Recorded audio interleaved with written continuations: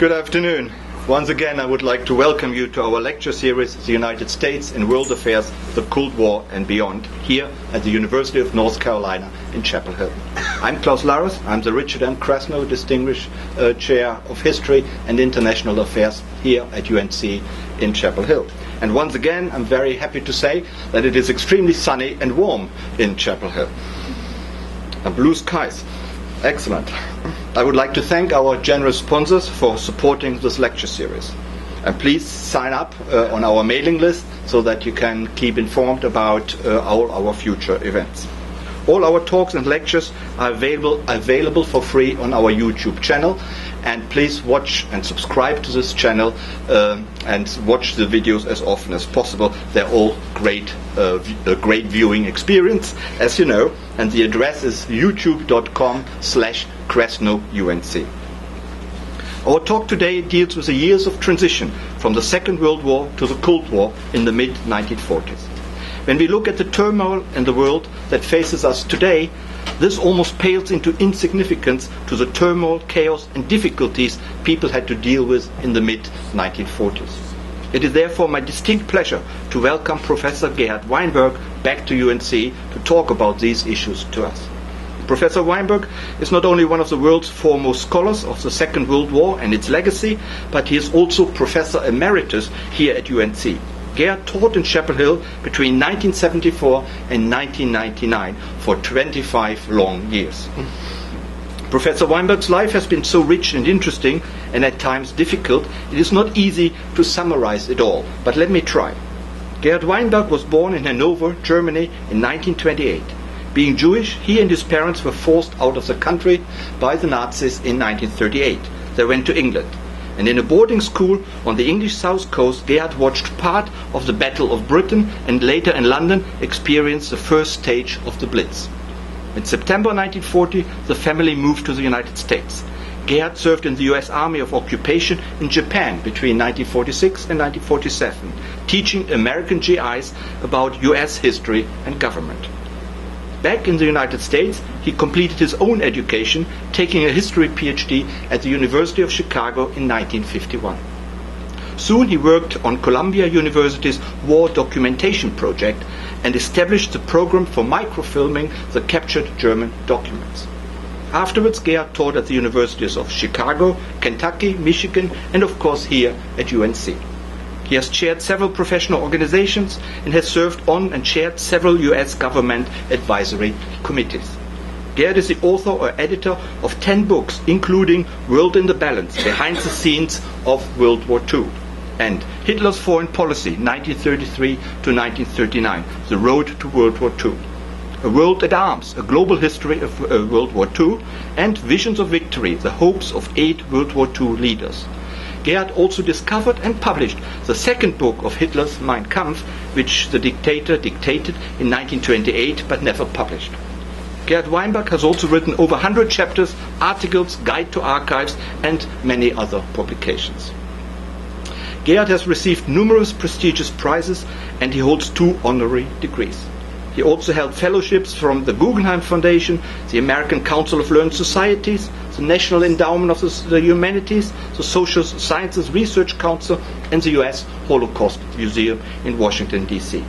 He also taught at the University of Bonn, and he taught for the Naval War College, and he has taught at the Marine Corps University at West Point. Gerhard is a fellow of the American Academy of Arts and Sciences. Well, I could go on and on and on. After all, Gerhard Weinberg has been so tremendously active throughout his life that there are many other things to report. But I will leave it at that. I will just only mention that apart from his tremendous scholarly work, Gerhard Weinberg also is an outstanding teacher. And he is well known for his dry and rather unpredictable sense of humor. And perhaps you will enjoy that today. Today, Gerhard will talk about Cold War borders, the making of the new frontiers of Europe during the Second World War. Ladies and gentlemen, it's a great pleasure and honor to present to you Professor Gerhard Weinberg.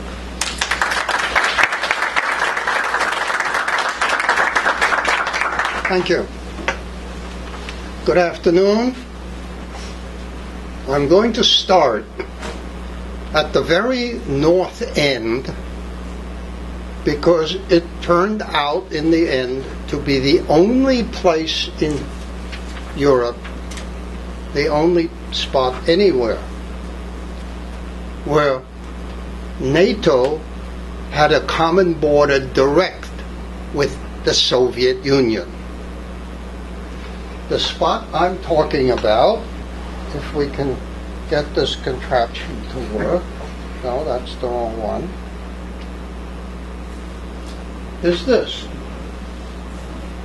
This top little piece of Finland, you're looking at a map of pre-war Europe, where Finland touched the Arctic with a port at Petsamo and nearby very important nickel mines.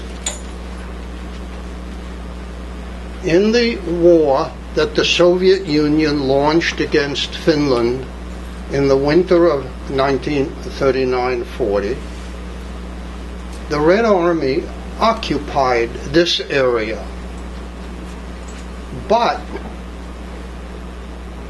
when peace was made between Finland and the Soviet Union in March of 1940, with the exception of a tiny bit, the Russians, the Soviet Union, returned Petsamo and the nickel mines to the Finns.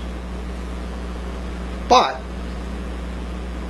after Finland joined Germany in the invasion of the Soviet Union in the summer of 41, Stalin informed his allies that at the end of the war he would annex that part of Finland to the Soviet Union.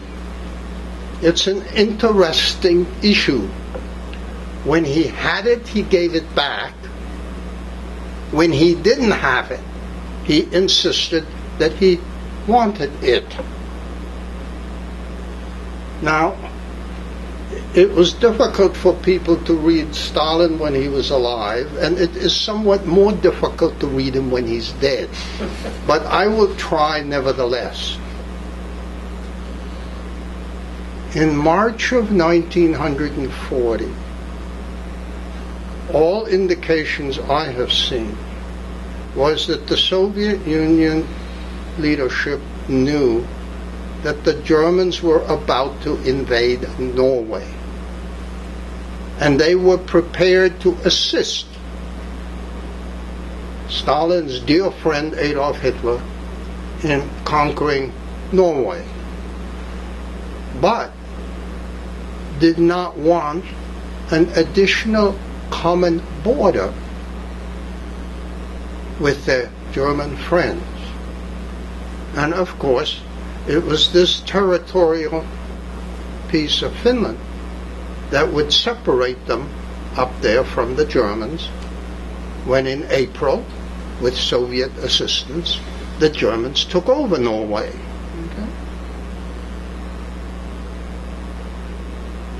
When the Finns and Germans, with a good deal of Swedish help, proceeded to try to head to Murmansk here, they didn't make it, but tried. It suggested to Stalin that this barrier of another country wasn't that useful. It is now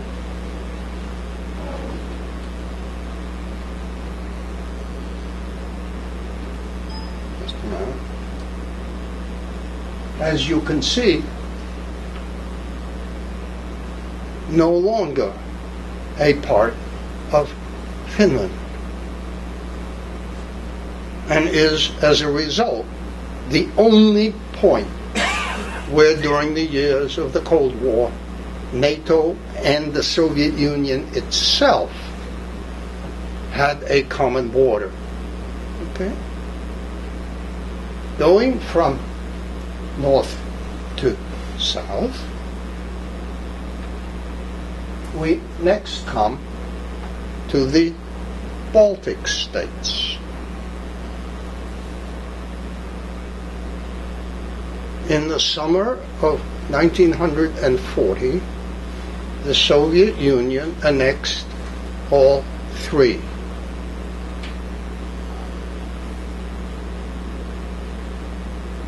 There followed in 1940 and again in 1941 a very bitter dispute, it's the only way to phrase it, between President Roosevelt and Prime Minister Churchill. In 1940, Churchill hoped to detach Stalin from his dear friend Hitler by recognizing the annexation and hence disappearance of the Baltic States. Roosevelt had the idea that whether the Germans or the Russians seized an independent country wasn't really that different, and it wasn't nice in either case, and pressured the British government, Churchill, from doing what Churchill wanted to do. In 1941, the issue came up again when, after the German invasion of the Soviet Union, there were negotiations for an alliance treaty between Great Britain and the Soviet Union, now both fighting the Germans. Once again, Churchill was eager to recognize the disappearance of these independent states. And once again, Roosevelt applied massive pressure to keep the British from doing that. As a result, therefore, from 1940 until the breakup of the Soviet Union, which by what may not be entirely a coincidence started in the Baltic States, there were diplomatic representatives of these three states in London and Washington.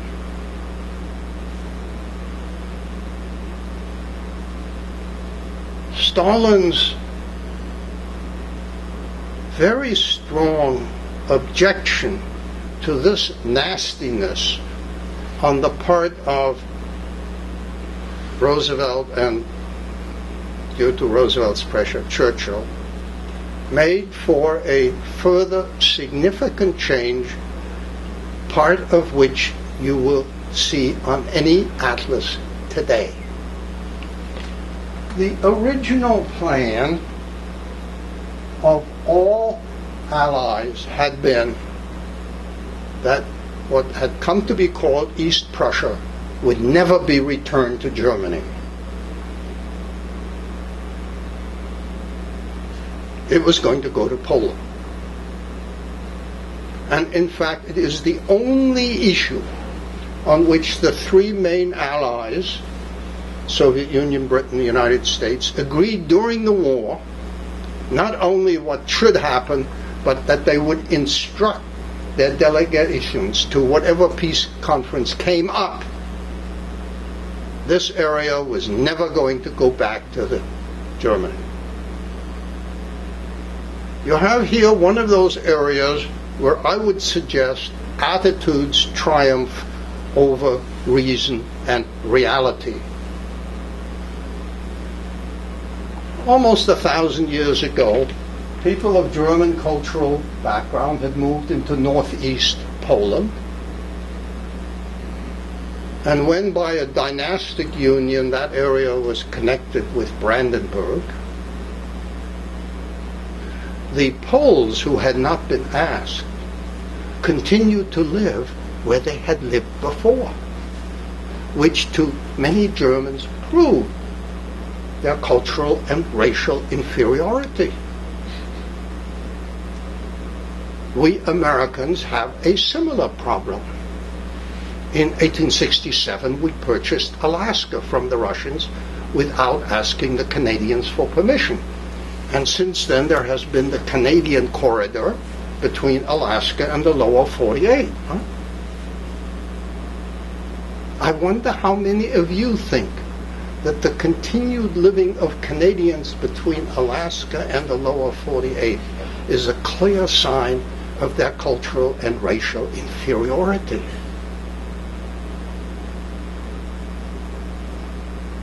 And how many of you lose sleep at night, worrying as Germans did in the 20s and 30s over the outrageous behavior of the peacemakers at Paris, who thought that boundaries should be adjusted to population, when, as we know, the Germans, as they then proved in World War II, thought it was much more sensible to adjust population to boundaries.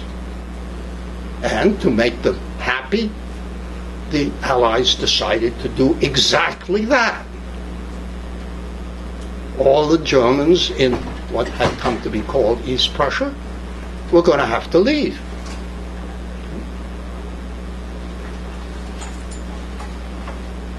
Originally, as I mentioned, this area was to go to Poland.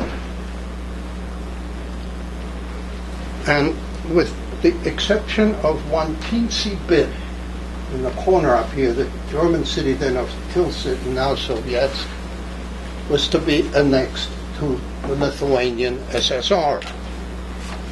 But in the face of Roosevelt and Churchill's obstreperous behavior, Stalin decided that he needed something to hold these three Baltic states in the Soviet Union. And therefore, East Prussia was divided east-west, the southern part to go to Poland, and the northern part, please note, not to be annexed to the Lithuanian SSR, but to become an oblast, a province of the Soviet Union, which is why today this is a part of the Russian Federation. Am I making this arrangement clear? Now that meant, as a practical matter, that Poland, which its exiled government had been given indications they were going to get all of it, was by definition not going to get the most important city there, Königsberg, now Kaliningrad. And to compensate the Poles for not getting this important portion, city and port of what had been East Prussia, they would get some additional territory.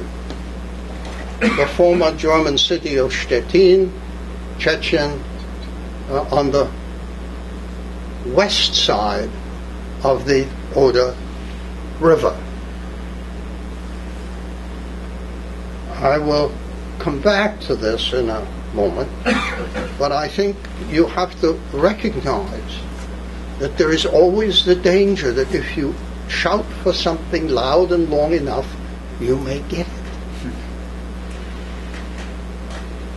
Until 1945, several of the German states, like Bavaria, were still non-contiguous. But if you scream long enough, you just might get what you asked for.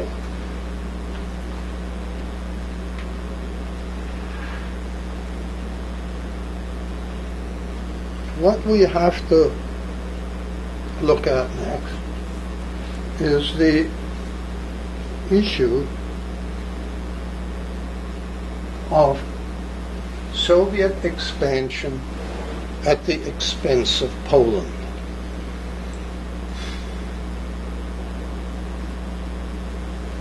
Long ago, Poland had gone further east than this map of the interwar years. But Stalin wanted a large hunk, and the practical way that Churchill in fact suggested at the Tehran conference is simply move Poland westward.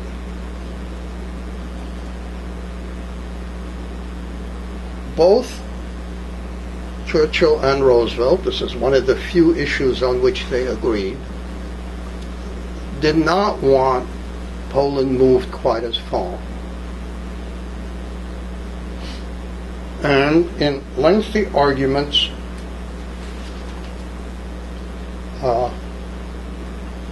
were able to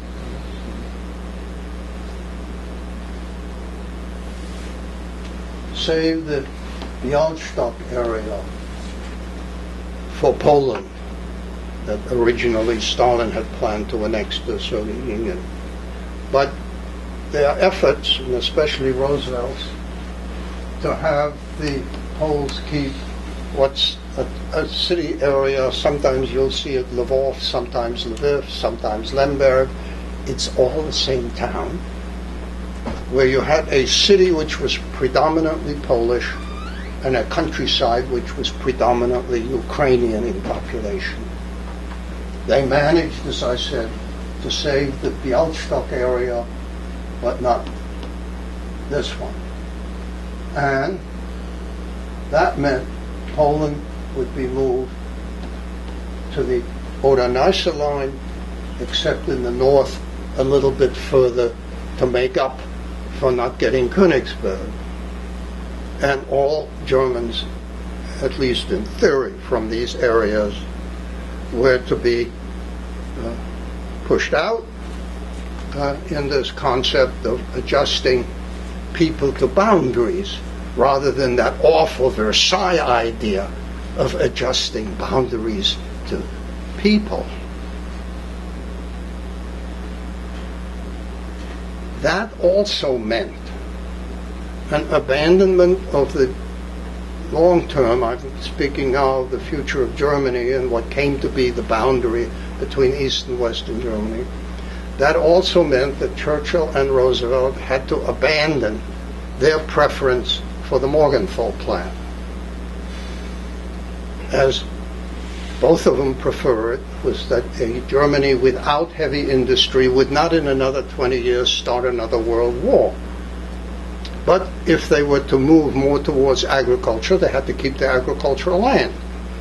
The plan was dropped not because it was too hard, as some people still imagine, but because it was too soft on the Germans, because it was going to leave them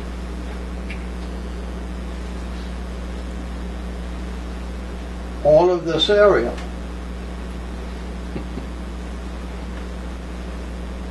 But when that was all going to go, obviously that project of what Churchill always referred to as fat but impotent, his phraseology for this, could not be adopted. That meant, of course, the question is, what do you do with the rest of Germany? Unlike after World War I, when only a piece of Germany was occupied, and that only for a dozen years, after World War II, all of it would be occupied, and parts of it for 49 years.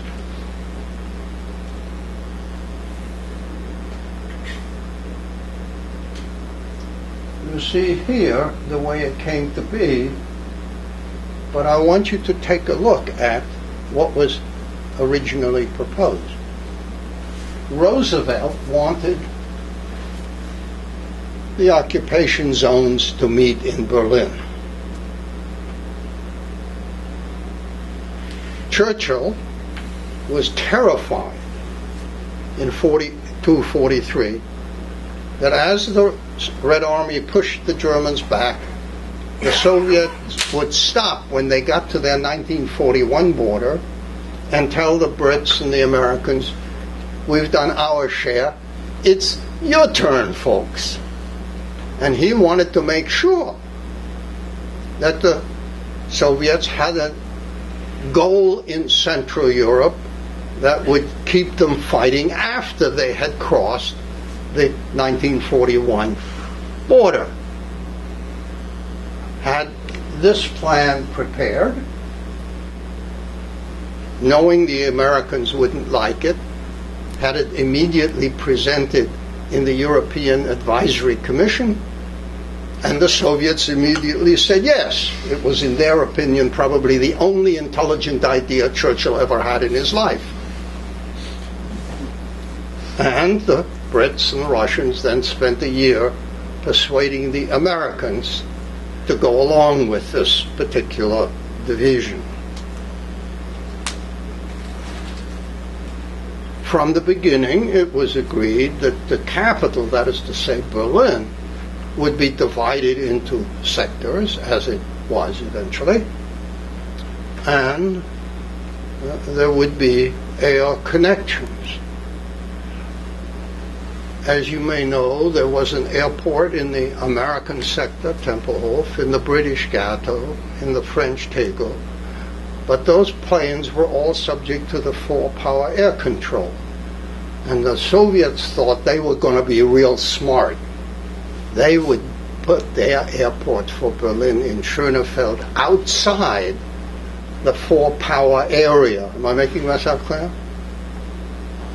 I think it is ironic but appropriate punishment that the German government after unification decided Schönefeld will be it.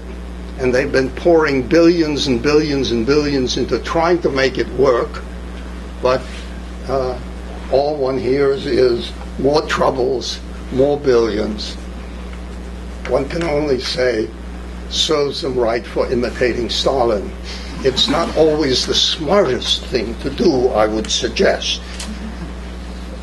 Austria was also divided into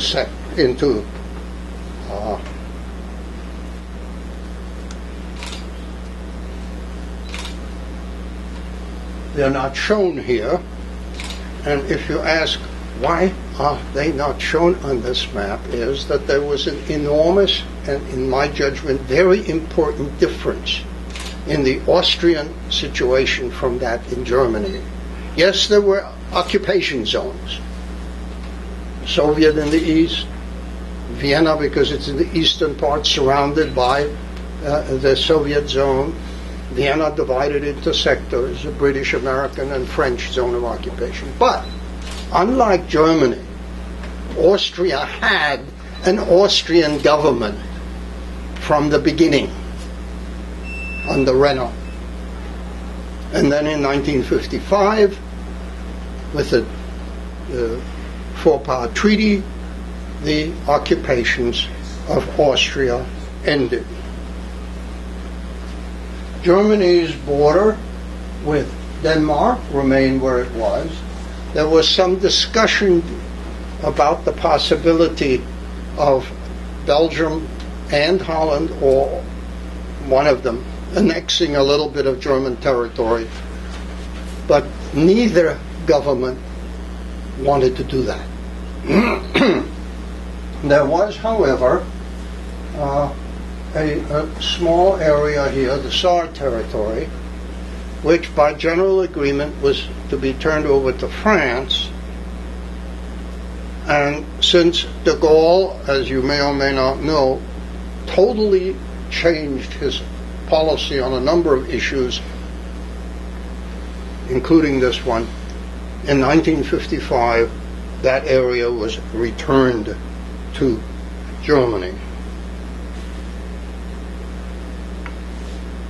I have mentioned, well now, Czechoslovakia. It had been truncated first by the Germans, then divided into a big annexed area, a puppet state in Slovakia, and the easternmost segment given to Hungary. I'll come to the easternmost sector in a minute, but the western area, that is the Czech area and Slovak area, would regain essentially their pre-1938, their pre-Munich borders. The slogan of the slightly over 3 million Germans living essentially in the border areas had been Heim ins Reich, home into the Reich. In the immediate post-war period, they got their wish. They were shipped out of Czechoslovakia and sent into Germany. As I've said before, if you shout for something loud and long enough, you risk getting it.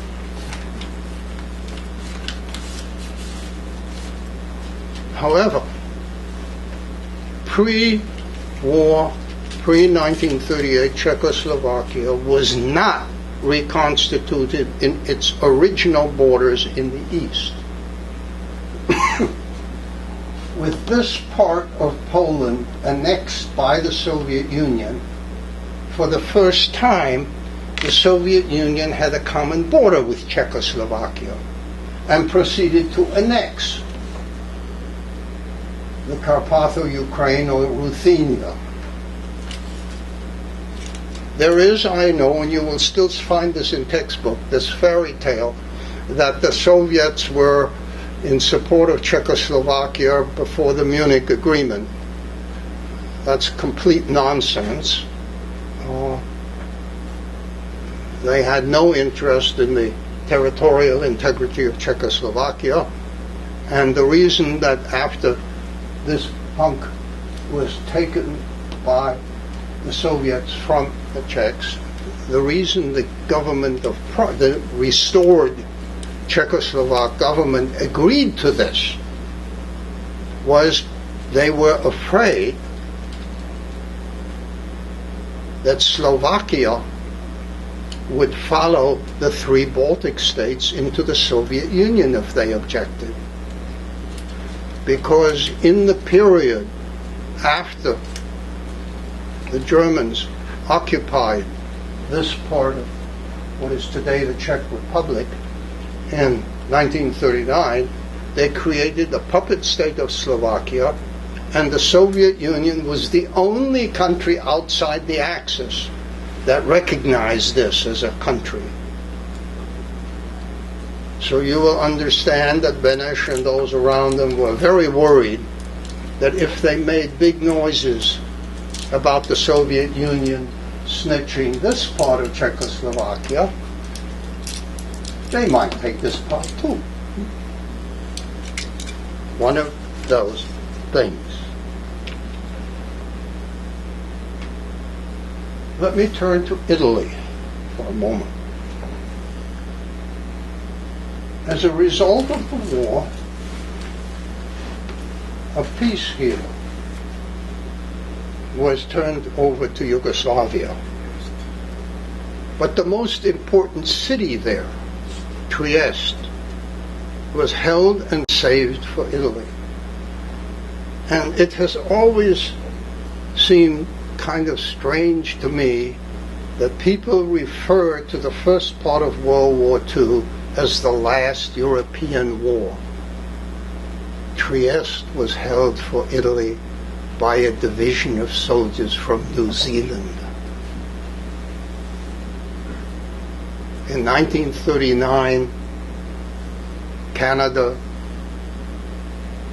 the Union of South Africa, Australia, and New Zealand all declared war on Germany. And at least in my atlas, not one of these is in Europe.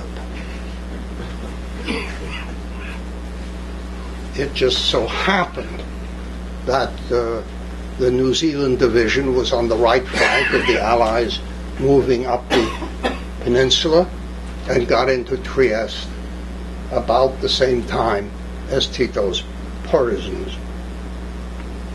De Gaulle wanted to annex to France a piece of Italy up here.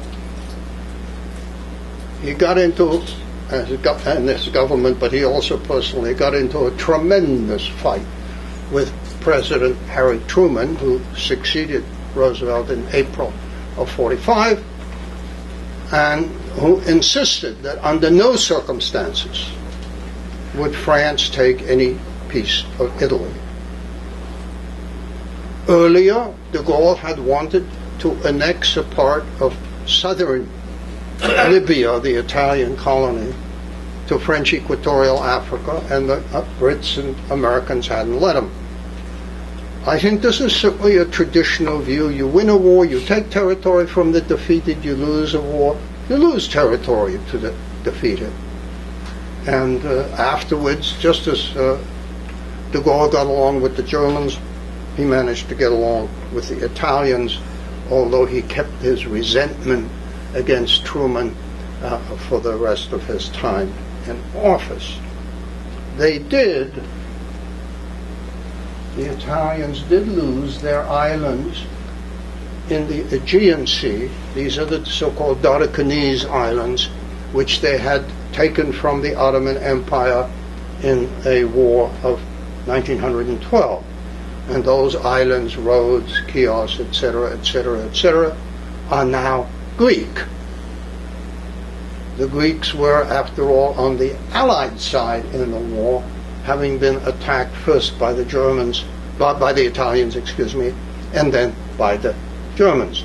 So they, if you will, benefited by getting from Italy the islands in the Aegean Sea, and Italy also lost its African colonial territories, Libya and the ones in Northeast Africa.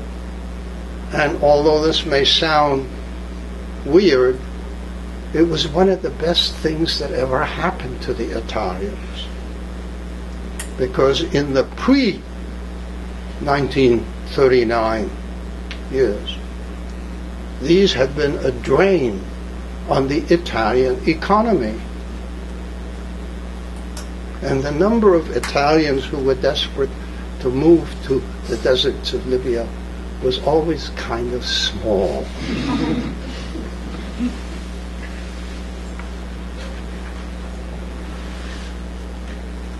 Romania lost this territory, Bessarabia, and a part of the Bukovina to the Soviet Union in the summer of 1940, and that remained with the Soviet Union.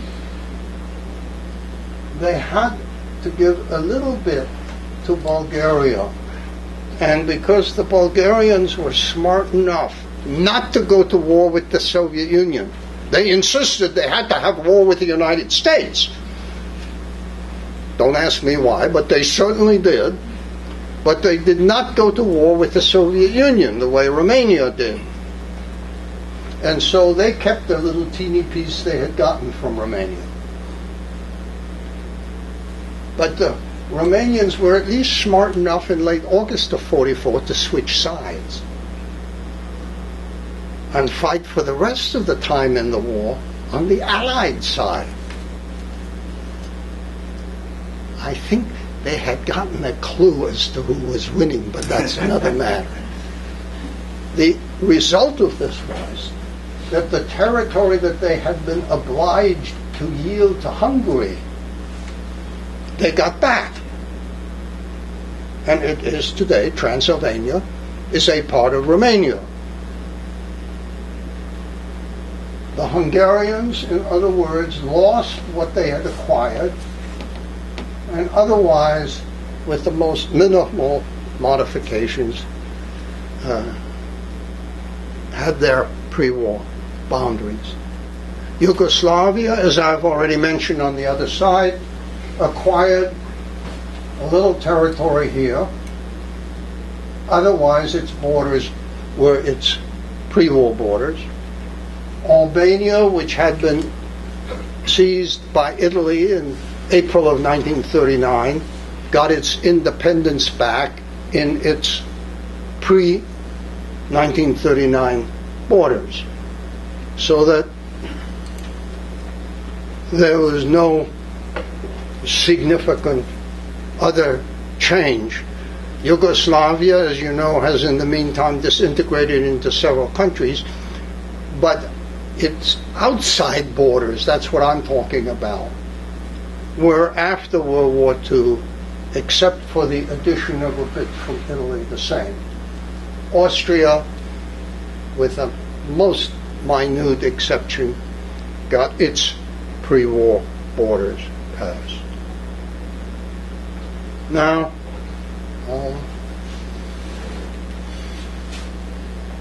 I'm going to talk about Asia, and there is no extra admission charge for this.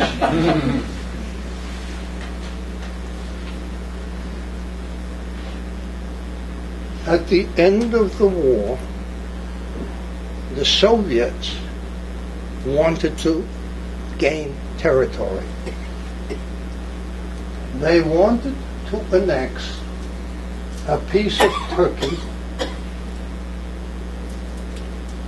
and they wanted to keep, the British and Russians had occupied Iran in 41 to make sure that there could be supplies to the Soviet Union on the railway, which thoughtfully the Germans had built for the Soviet Union.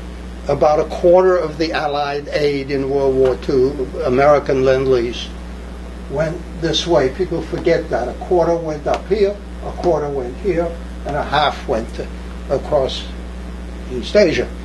But the Russians then, the Soviets, wanted to keep a good hunk here. This is the origin, the first major step of the Cold War. The Truman Doctrine was to protect Greece from having to give a little port here to the Russians, and Turkey and Iran from having to give substantial territory to the Soviet Union. So that, excuse me, the boundaries here remained the same. As you may know, after World War II, there were lots of arguments between the Soviets and the Chinese over borders, and that goes back to territories that had been Chinese and that the Romanov Empire had expanded into. But those boundaries remained the same. But what did happen was that as Roosevelt and Churchill had agreed, both the Chinese and the Russians would get back what they had lost to Japan in the Sino-Japanese War of 1894-95 and what the Russians had lost in the War of 1945, which meant that Formosa or Taiwan, which the Japanese had gotten, the Chinese got back. The southern half, and the coloring here may give you an idea, which the Japanese had gotten in 1905 in the peace at the end of that war, went back to the Soviets. And so did these Kuril Islands, which the Japanese had had since 1875. But there is another issue there, and I can only tell you what's happened. To put it mildly, it's weird. You see this northern island of Hokkaido, of the main Japanese islands. In 1945, as the Red Army units retook the Kurils, and there was some fighting there in August and in fact into September of 1945. They also seized several small islands off the coast of Hokkaido, which had always been Japanese, and proceeded to move the roughly 10,000 Japanese inhabitants out and ship them to Hokkaido. This is why no peace was ever signed between the Soviet Union and Japan. And today, the Russian Federation, which has inherited this territory, am I making myself clear? Does not have a peace treaty. They're still at war with Japan over these islands, which between them are roughly the size of a couple of our counties here. You add Chatham and Orange, and you've got roughly the area that we're talking about. Okay? I can only say the local commanders in 45, August, September, who pulled this off, would never have done this without directives from the top, especially moving the local population out. What Stalin had in mind when he gave the orders for this, sorry folks, I'm not even prepared to guess. There was never any doubt in anybody's mind that if the Japanese were as stupid as the Germans and fought to the bitter end, Japan would be divided into 4 occupation zones, and Tokyo would be divided into 4 sectors, the only major difference being that nationalist China would take the place of the French as the 4th power. Okay? And it was perfectly obvious by anybody looking at the map, although details were not drawn up, that Hokkaido would be in the Russian zone of occupation. Okay? But what this weirdo operation of these tiny islands and the removal of their population was to accomplish. Sorry, unlike Petzamo, here I am not prepared to guess. The only other border that came to be a hot one that was determined was in negotiations between Washington and Moscow. It was decided to divide Korea at the 38th parallel. And since the good Lord neglected to mark this when the earth was created, American engineer survey companies, in one of which my brother served, had to hike around the mountains to find and mark. Nobody in Washington or Moscow realized that there wasn't a mark there. But they found it and marked it. And as you probably know, at the end of the fighting there between 1950 and 53, one of the reasons that it became possible to negotiate a ceasefire and an armistice was that the actual front line, today armistice line, is very close to that 38th. To begin with, the North Koreans moved way south, and we moved way north, and then in the fighting, it got to be fairly close to the original line. No peace has been signed there, as you probably know, but that armistice, although I don't want to suggest there are no incidents, but the armistice in general has held, and I don't detect any great enthusiasm on either side for starting over again to try to unite the peninsula by force of arms. As I don't need to tell you, a quarter of a century ago, things in Europe went differently when the orders to the Red Army stationed in East Germany were different from 1953, when they put Ulbricht back in power because they wanted East Germany to remain as a separate unit. But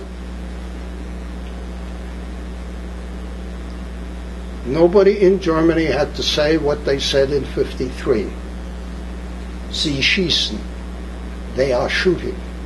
And everybody knew who was doing the shooting. Ironically, one of the things that the Soviets did after the 53 uprising in East Germany, which they put down by military force, was to locate the barracks for the Russian Soviet soldiers, the Red Army, very close to the big cities, so that the folks there would know it would be well if you behaved. In '89, of course, this very quickly demonstrated to people in East Germany that the soldiers obviously had orders to stay in the barracks. So that the very measure which had originally been designed conspicuously to tell the folks in East Germany, easy does it, that very same measure gave them in 1989 the assurance, we can topple this dumb government if we want to. And although it had a larger police and military apparatus inside the East Germany than Nazi Germany ever had for a much larger population, once the people decided to do away with it, big surprise, it was done away with. So that part of the wartime and Cold War borders simply evaporated is perhaps the best term. And the one in East Asia, in Korea, is still there and likely to remain, at least for a long time. One of those things. Okay, thank you. Thank you very much. Thank you very much for explaining very complicated and complex issues to us. You took it really from the 1940s through to Stalin to 1989 and the end of the Cold War. So we are very grateful for this survey. Before opening it up to questions from the audience, let me ask you that famous question: was the Cold War inevitable? Was conflict between East and West inevitable in the way it kind of developed in that harsh military way, or could it have been that we could have contained it to a little bit of tension, but the escalation of the Cold War could have been avoided? What do you think? I think it's very unlikely. I would say that there were times and places where things could have been handled a bit differently. But I think of the Berlin blockade and the airlift.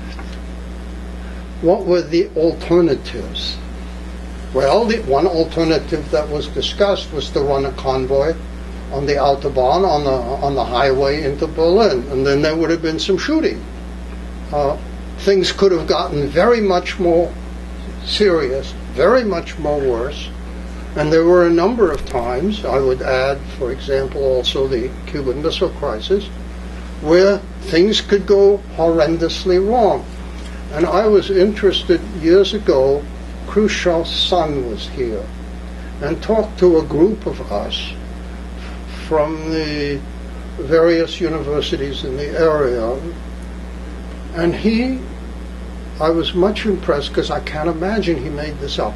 He commented, he had never seen his father so nervous and worried as during the Cuban Missile Crisis, that everything would go wrong and the world would go up in smoke. And he never saw him that way again. People had good reason to be worried. And I'm not suggesting that everything was done properly and correctly all the time. But I don't think there was a way in which the whole set of major tensions could have been avoided under circumstances where the Soviet leadership was determined to push.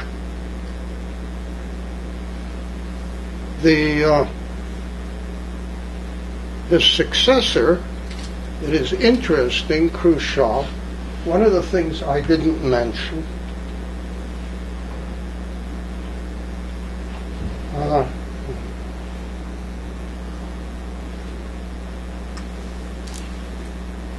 okay, in the peace with Finland, when they took Petsamo that I mentioned earlier, the Soviets insisted on a naval base here at Porkalo. In 1955, Khrushchev said, we don't want it anymore.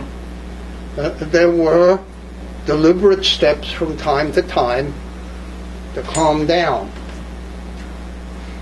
But I would argue that Stalin, whatever his shrewdness in domestic affairs, in the internal affairs, was close to idiotic when it came to foreign affairs. Let's keep in mind, here is somebody who decided to help the Germans clear the Allies out of Northern Europe, Western Europe, and Southern Europe in that sequence, and was then astonished to be alone with them on the continent in Eastern Europe. A reasonably courageous 10-year-old could have explained that to him. There were a number of instances of this sort where it seems to me Stalin so misjudged the realities. And if you ask why, I would suggest that there was one thing that he shared with Hitler. He believed the garbage he spouted and acted on that. People act on what they believe, not what you think or I think, but what they think. And he got himself into lots and lots and lots of trouble, and then wanted to get out of it by ways which also involved lots of trouble. So while I'm not saying that everything was handled wisely and correctly, I'm not quite sure how the West could have avoided a confrontation unless it was prepared to yield on major issues on which it doesn't seem to me they could yield. Thank you. So basically, on the whole, you would say that it was the Soviet Union and Stalin who was to be blamed for the Cold War. I would say so. Right, let's discuss this. Questions? Let's start at the back. How's it going, sir? My name is Marcus Harold. I actually had several questions for you, but I'll just go through them down the line. Well, let's do them one at a time. Yeah. So, seeing as how you're pretty good at reading that dead guy, Stalin, could you read the live guy, Putin, and maybe, seeing as, have there been, or using the precedents that Stalin set for using his land grabs, and Putin using his land grabs right now in Crimea and Ukraine, as well as the frozen conflicts that Russia has nurtured over the years in Transnistria, Moldova, and South Ossetia and Georgia. Where do you see Putin taking that, and where do you see him in terms of his end game? What do you think his end game is? Is it another Cold War type deal, or do you think it's something else? Well, it's probably a combination of several things. He probably is a strong believer in reincarnation and thinks he's Stalin reborn. And not all of us necessarily share that belief. The big issue I would suggest to you that will come is what happens in the Baltic States. Because they're members of NATO, and we're committed to defending them. And there the question will be is whether Putin has what I would call the good sense that Khrushchev had. Now, Thank you. Can I just take someone else, and then you come back with your other questions toward the end. And really, chronologically, we should talk about current affairs and Putin at the end of the evening, if at all possible, and first discuss the Second World War and the Cold War, perhaps. Yes, please. All right, I'm just going to stick to chronology then. The situation with Libya right after the situation with Libya after World War II, I understand it outside of your scope. However, I know it was the colony of Italy at the time. And I know that Stalin wanted actually to get the full control of Libya right after World War II. I'm not sure what happened actually in the resolution with that. The issue of what was to happen to the Italian colony was wrapped up in another of the big disputes between Roosevelt and Churchill. Churchill, as an old imperialist, in fact he wanted to expand Malaya at the expense of Thailand, wanted the World War I mandates to be transferred into colonies. And Roosevelt thought that all the colonies should be transferred into trusteeships on the road to independence. as this applied to the Italian colonial empire, a part of it, which the British had liberated, namely Abyssinia or Ethiopia, whichever you want to call it, they had arranged for the Emperor Haile Selassie to go back. And the question was, what was to happen to Italian Somaliland, Eritrea, and Libya? And as I've already mentioned, de Gaulle wanted the southern part of Libya to be annexed to French Equatorial Africa, and the Brits and Americans said no, and he didn't get it. Libya, in other words, was going to be a trusteeship. And while at one point in time, you're quite correct, Stalin was thinking of the possibility of a part of that becoming a trusteeship under Russian guidance. In connection with the collapse of his plans for a port in Greece at the northern end of the Aegean, and a piece of Turkey and a piece of Iran, what I mentioned earlier, he just dropped that issue. And Libya became, as it is today, independent. A mess perhaps, but independent. And the same thing happened to Italian Somaliland. Eritrea was annexed by Abyssinia, and that has not proved to be such a happy solution for, so who knows what in the long run will come there. But the colonial empires were in the process of dissolving, a process that started, I would argue, in the First World War, and simply got accentuated and accelerated by World War II. Thank you. Yes, please. Yes, this gentleman here. Me? Yep. Would you care to comment on the withdrawal of the Allied forces from Austria and Vienna was brought about by a conversation between Stalin and Tito. Tito was in Moscow and was asked what it was that he wanted most of all from Stalin. And Tito said, "Take that big devil away from me to my north." And as a result, Stalin went back. Stalin then issued instructions to the Soviet forces to begin the withdrawal from Austria, and that followed by the march out of the three other Allied powers. What about the years of negotiations between the Soviet Union and Austria? Well, I'm asking, did that start? Do you believe it started as a result of a conversation between Tito and Stalin? I don't think so, because the agreement was signed 2 years after Stalin died. And he was not talking to Tito anymore in 1955 when the Austrian State Treaty was signed. The critical thing I would argue about the Austrian State Treaty is not some conversation that Tito had with the deceased Stalin, but rather the admission, the obvious signs that West Germany would be admitted to NATO. Italy was already in. What the Russians got in the Austrian State Treaty, just look at the map, they were looking at the map, was that there would be no continuity. Switzerland was not in NATO, and Austria was prohibited, so that the Italian member of NATO and the German Federal Republic member of NATO were separated now by a neutral Austria.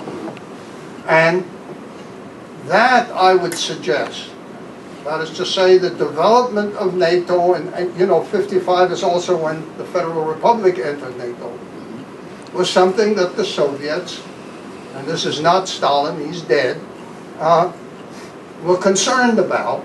And from their perspective, it was much nicer to have Austria completely neutral between Germany and Italy than the possibility of a straight NATO Warsaw Pact border.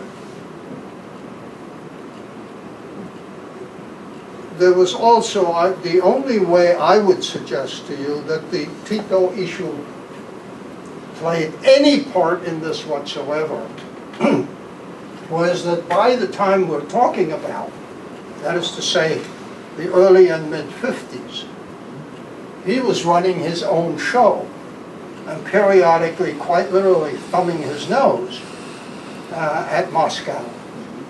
And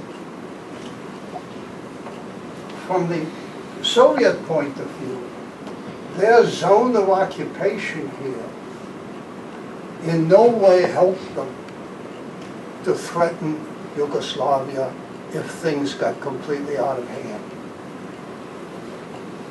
Thank you. Yes, please. Given the constraints of communications at the time, it occurs to me that the negotiation, such as it was, of the switch sides of Romania in the war must have been, there must be a fascinating backstory to that. Can you shed any light on that, how that came to be? It happened in literally 3 or 4 days in August of '44. After the Soviet offensive into the country, the government was overthrown by a local coup, and the coup leaders then, when the Germans proceeded to bomb the capital, declared war on Germany. And something very similar happened with Finland. The Germans very stupidly, after the Finns signed an armistice, proceeded to do some shooting at one of these islands here, and also didn't pull out up here, so Finland went to war with Germany. We tend to forget that in the last part of the World War II in Europe, the Germans spent more time and energy invading their former allies than fighting their enemies. In March of '44, they occupied Hungary. They fought the Italians. They fought the Romanians. They fought the Finns. And the Soviet Union. Well, that they've been doing since '41. Yeah. But I'm talking about, these are countries that had been allied with them. Finnish soldiers were fighting alongside Germans before they fought against them. Romanian soldiers fought alongside Germans before they fought against them. Thank you. Any more questions? Yes, please. Something I've never understood. There's a strip of a vertical strip of 6 countries: Poland, Czech, Slovakia, Hungary, Bulgaria, and Romania. Why didn't Stalin take them into the USSR instead of leaving them as a buffer zone? Obviously, it's very difficult to give a clear answer, but having had lots of trouble with Finland, he left it independent. Finland was the only country on that side that was not forced to surrender unconditionally and was not completely occupied. And to Stalin, to some extent, there was deferring to Roosevelt. Now, as well as their earlier experience. The notion of annexing all of these, from what one can tell, is from Stalin's point of view, was going to cause too much internal trouble. Let's keep in mind the nature of the Soviet Union at the time that Stalin is in charge. Between 50 and 60% of the population is Russian. The rest are not Russians. If you start adding substantial populations, the Russians become statistically the minority in the country. And while Stalin himself, of course, was not a Russian, he was a Georgian, he knew from experience that the core of both the military and the administrative apparatus and everything else and the cohesion were the Russians. And to have them outnumbered in the country may well have, this is just thinking, we have no evidence on the subject. My thinking is, it's one thing to take the Baltic States, which had been in Russia for quite a while before the First World War. But it's something different to take whole states which had become liberated from the Ottoman Empire, not the Romanov Empire, during the course of the 19th century. Thank you. Yeah, just a quick follow-up, please, to your answer to Walter's question about Austria. I'm not sure I understand the sequencing here. If I understand you correctly, there was a direct linkage between the negotiation of the Austria Neutrality Treaty and the entry of the Federal Republic into NATO. Directly connected. Was there a sequencing? No, there's not a direct connection, but in the thinking of contemporaries, these things are going on at the same time. I see. Excuse me. Certainly from the Soviet point of view, the process in West Germany from 3 occupation zones to Bizonia, very elegant name for a country, then it becomes Trizonia, even more elegant. Then it becomes the Federal Republic in '49. Then there are talks about the European Defense Community, the EDC, all kinds of debates and arguments. And then the yielding of sovereignty to the West German government and the plans to admit it to NATO. The details of the negotiations were, of course, secret. But that something like this was going on was no secret at all. And, excuse me, from the point of view of the good folks in Moscow, this was a dangerous trend. I think we tend to forget always a very, very important aspect of the thinking of all World War II leaders. Germany had been defeated in 1918, and 21 years later started another war.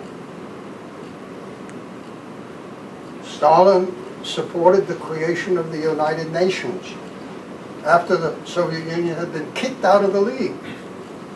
And the reason is very simple. He saw it as a potential barrier to another German invasion.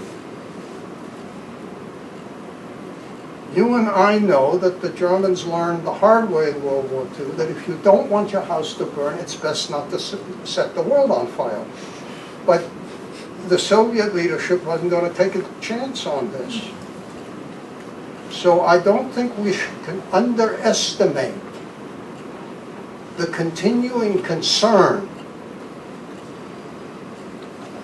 And in that context, you see, the map tells you something. Having a neutral country between the Federal Republic and Italy, no transportation in wartime between them, all kinds of things like this. Switzerland, of course, is neutral anyway.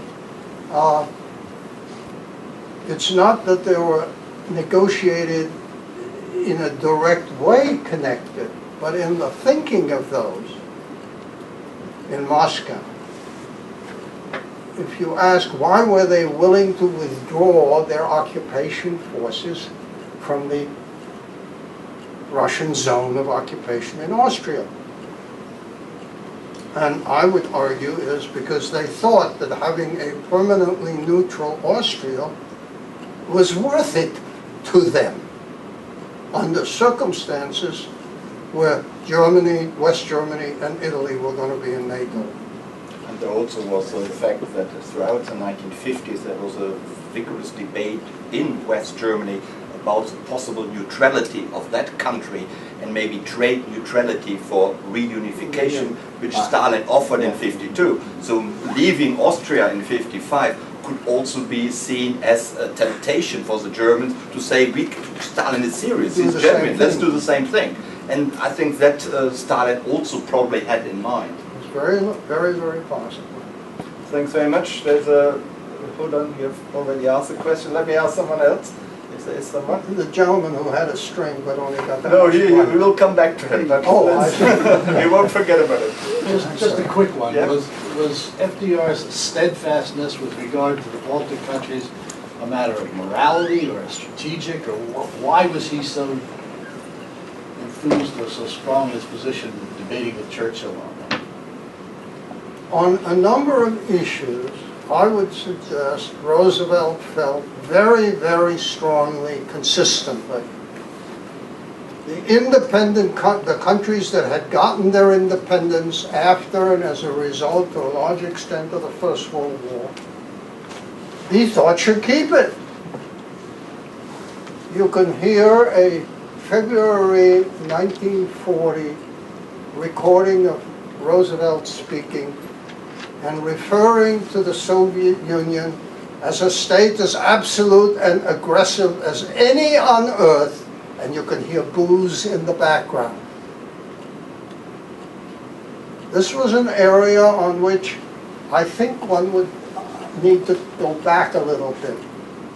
This is a man who was Assistant Secretary of the Navy when there was only one Assistant Secretary in the First World War, and who on any issue on which he differed from Wilson deferred to the President.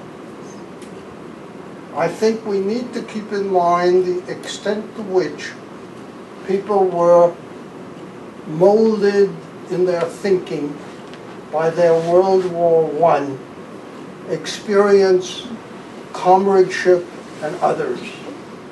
I would suggest to you a rather minor, but I would suggest indicative part of this. When Josephus Daniels becomes the American ambassador to Mexico, sent by Roosevelt, if you look at the correspondence in Hyde Park, it's "Dear Mr. President," and the other way, "Dear Chief."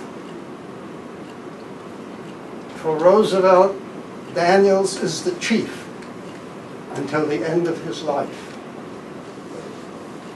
The same thing is true of Churchill. When I was working through his correspondence with the Secretary of State for War, Secretary of State for Air, First Lord of the Admiralty in the records, I quickly came across a very interesting difference. With the Secretary of State for War, or First Lord of the Admiralty, it's always "Dear First Lord" or "Dear Secretary," and the other way, "Dear Prime Minister," "Dear Mr. Churchill." But with the Secretary of State for Air, Archibald Sinclair, it's always "Dear Archie," "Dear Winston." And I said, there's something going on here. And I'll tell you what I found. For some months in 1917, Sinclair and Churchill are in the same battalion headquarters in the trenches of the Western Front. And after that, you're Archie and Winston for the rest of your life. And there are examples, I don't want to take the time from the German side of it, where these World War I experiences and how they are seen, and the peace treaty and how it is seen. And on this issue, it wasn't that Roosevelt thought all Americans wanted to spend their summer vacations in Estonia, or that there was any strategic issue involved. It was simply, it was not right to swallow Czechoslovakia, it's not right to swallow Latvia, it's not right to try to swallow Abyssinia, it's not right to swallow China. It doesn't matter what the country is, where it is, it's the principle of the thing. And on this issue, he just simply remained of the same opinion. Thank you. Please. On this note of high moral ground of President Roosevelt, somehow it failed him in Yalta. He accepted the division of Eastern Europe. I'm afraid that this and is a giving very it on common to the piece Soviets. of nonsense that is constantly repeated. At the time of the Yalta Conference, if you would, as anybody then could see on the maps, painted every day on the newspaper, the Red Army was in control of all of Eastern and most of Southeastern Europe. Neither Churchill nor Roosevelt put the poles between the Germans and the Russians. They were there long before either Roosevelt or Churchill was born. The people who deprived the Poles and the others of their independence were not Churchill or Roosevelt, but the Germans who didn't have the brains to hold on to a peace settlement that basically left them with their country. And it is worth noting that in February of 1944, one of the German generals who was in England, had been captured, division commander from Tunisia, said, is recorded by the British taping as saying, if we could only get another Treaty of Versailles, we'd all jump to the ceiling for joy. There wasn't the slightest chance that they would be so lucky. There was, keep in mind that at the time of Yalta, all of this is occupied by the Red Army. Those people, as I said, had been there before either Churchill or Roosevelt was born. And unless they were prepared to go to war immediately again with the Soviet Union, there wasn't much of anything they could do but talk. And they did talk, and as I mentioned, they managed to save Białystok for Poland, and they managed to preserve the independence of Finland. But Stalin was not sort of a nice guy to whom you said, well, why don't you do this? And he immediately would say, sure, sure. The only person who could get whatever he asks from Stalin was Hitler. He wanted a naval base up here in the Soviet Union in 1939-40. Sure!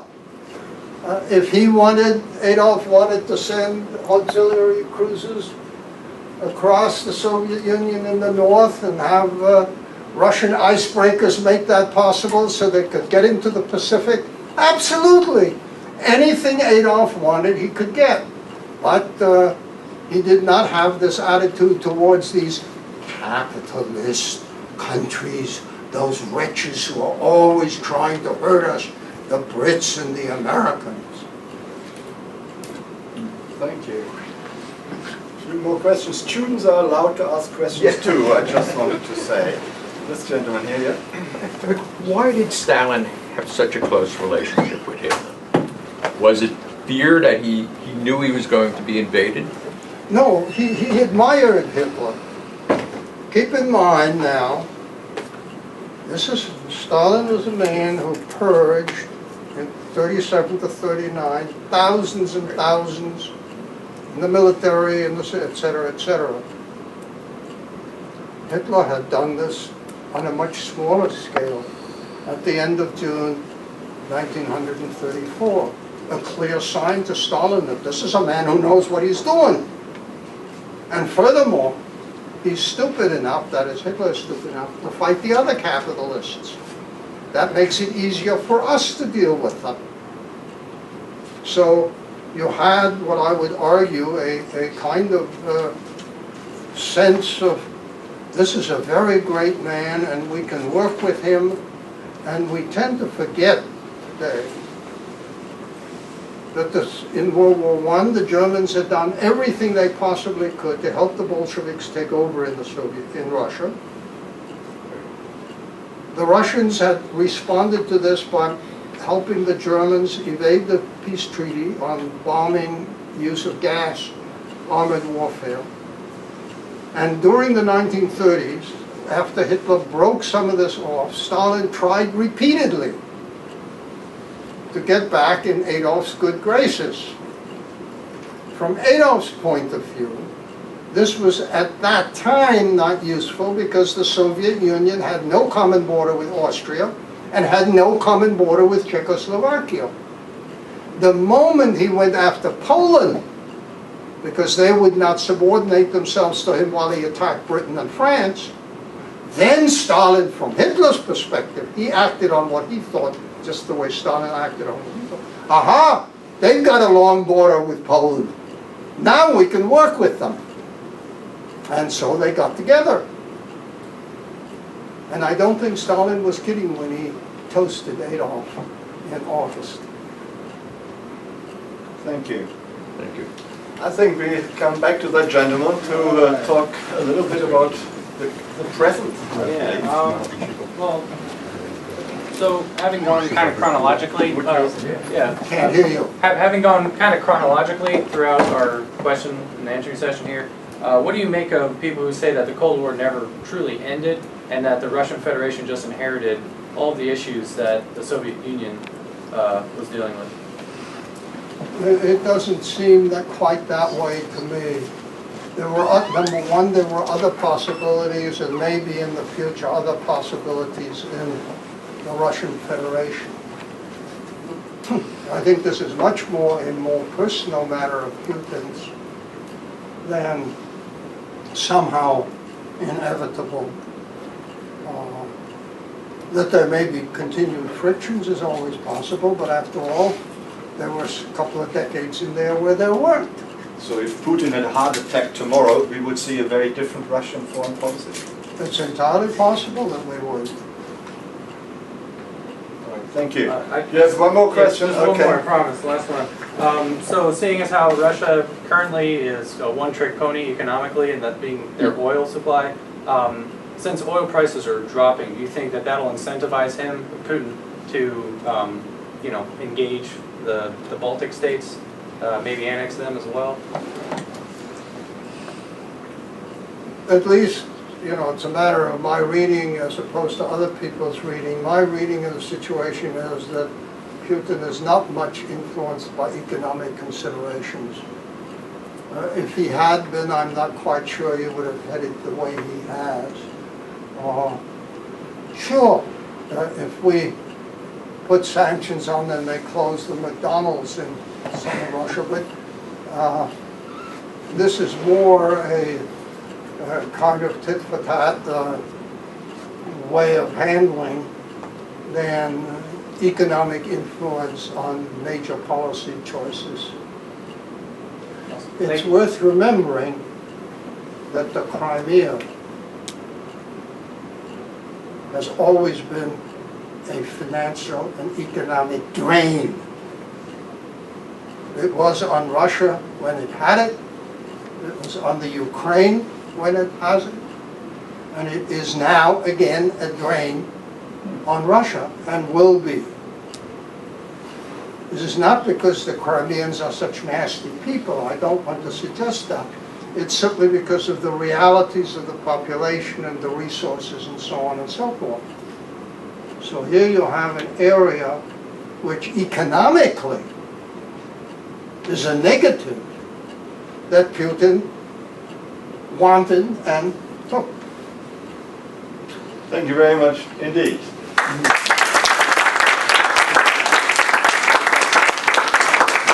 Thanks very much for a superb performance and for giving us all that information and enlightenment about the Cold War borders, which were established during the Second World War and then really were hardly shifted during the years of the Cold War. Thank you very much indeed. I would like, before you all go, I would like to point out to you that our next talk is already on coming Tuesday. That is Tuesday, the 4th of November, and we will be talking about global nuclear threats. Robert Litwick of the Wilson Center in Washington, D.C. will talk about the global nuclear threats which are looming from Iran and North Korea. And that is, of course, a talk which will deal with the present very much and the recent past. You're all very welcome to come again, and I hope I'll see you again next Tuesday. Thanks for coming today. Thank you.